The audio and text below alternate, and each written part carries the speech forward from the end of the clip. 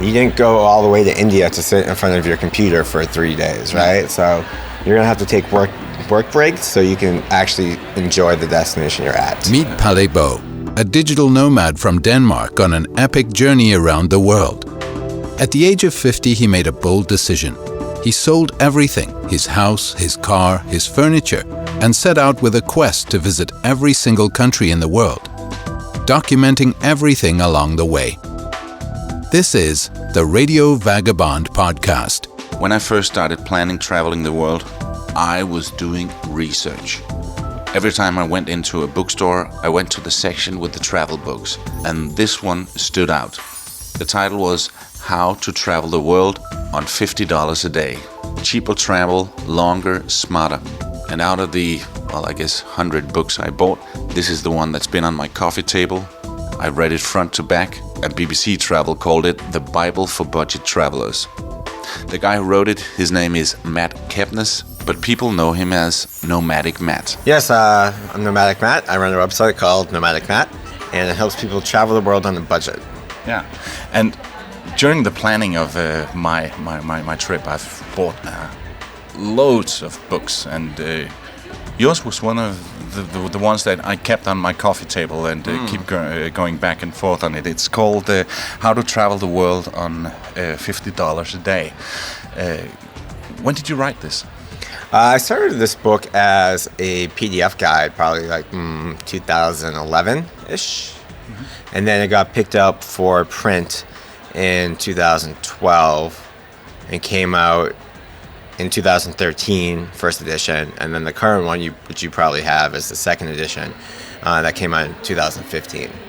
And so, and it's in a New York Times bestseller list. Yeah, it was on the New York Times bestseller list for travel for 3 months in a row. A lot of people come to me and say, "Did you win the lottery? And how much do you expect this to cost? And did you save up?" And but it's really not that important to be rich. No, you don't need to be rich to travel. I know people who have traveled on $10 a day. And the $50 a day is like a world average that includes, your flights, your insurance. It's like everything. Mm-hmm. It's not just like, okay, every day you're going to spend $50 on the road.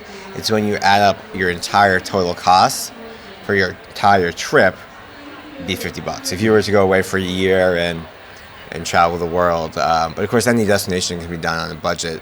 It just depends on how willing you are to do the things to travel on a budget. Not everybody wants to couch surf or stay in hostels.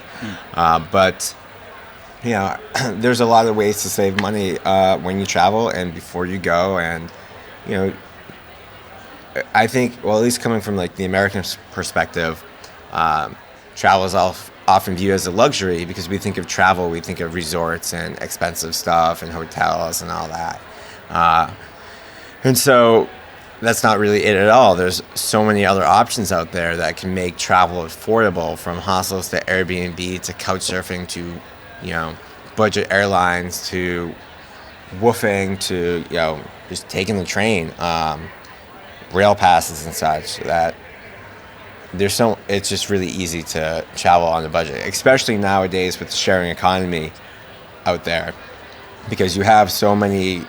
You can connect yourself to locals so much easier and sort of avoid the traditional gatekeepers of the hotels and resorts and the tour companies, and just deal with the locals and stay in someone's house or take a tour with them and do all this stuff that you couldn't do when I started traveling in 2006, but you couldn't even do 3 years ago. I mean, none of that stuff was in the first edition of my book because it didn't even exist, and I only wrote that in 2012.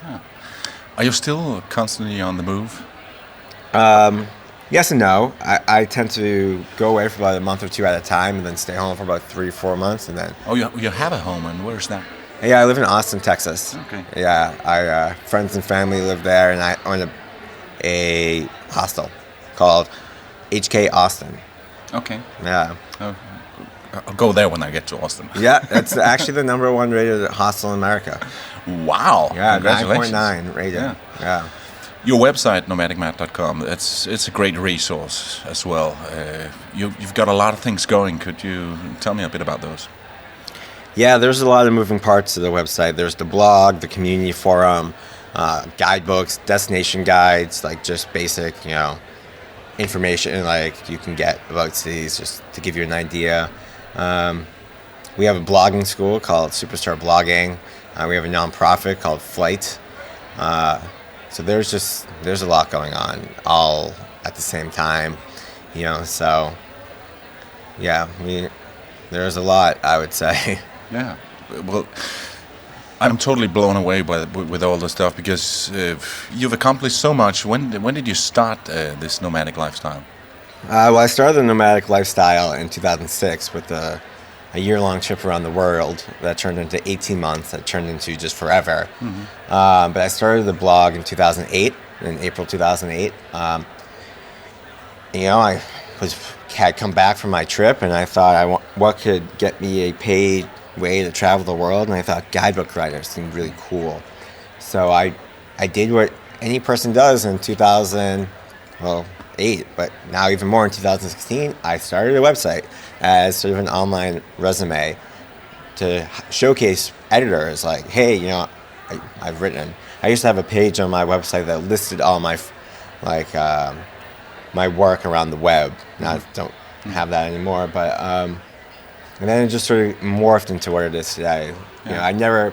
Someone's called me the accidental traveler, and I think I'm also the accidental travel writer. I didn't really set out to become Nomadic Matt and write books and all that stuff. It just, way leads to way, and then suddenly here I am, talking to you. Yeah. Where do you see yourself in 20 years? Do you think you'll say, I've traveled enough, I've seen enough, and then just settle down somewhere?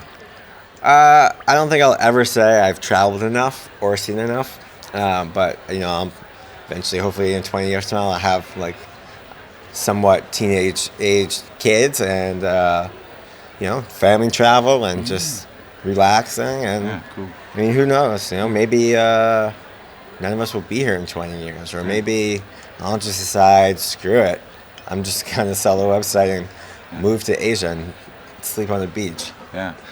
Well, I'm totally new in this nomadic lifestyle. I've set out for a 4-year journey, and being constantly on the road. Can you give me some advice? Because some of the people I've talked to are saying, slow down, Palle. I would say the same thing. Slow down. When you first start out, you don't have burnout, right? But as year 1 leads to year 2 leads to 3 to 4, you're gonna be like, oh man, I gotta pack my bag again. So your travels will naturally slow down. But if you're gonna blog and travel at the same time, you're gonna have to go slow, just because you're gonna have to work a lot when you travel. But create a schedule so you sort of split the two, because you didn't go all the way to India to sit in front of your computer for 3 days, right? So you're gonna have to take work breaks so you can actually enjoy the destination you're at. Good advice. Thanks, Matt. You're welcome. Total inspiration. Well, I appreciate the compliment. Thank you. Thank you. If you go to nomadicmatt.com, you'll see what I'm talking about. It's an amazing resource for everyone who has a dream to go traveling, and someone like me who's already doing it. nomadicmatt.com. If you like this podcast, please subscribe in iTunes or the podcast app on your smartphone. You can see pictures, watch videos, and read much more on theradiovagabond.com. Palle can be reached for interviews and public speaking gigs on mail at theradiovagabond.com. My name is Palle Bo. Thanks for listening.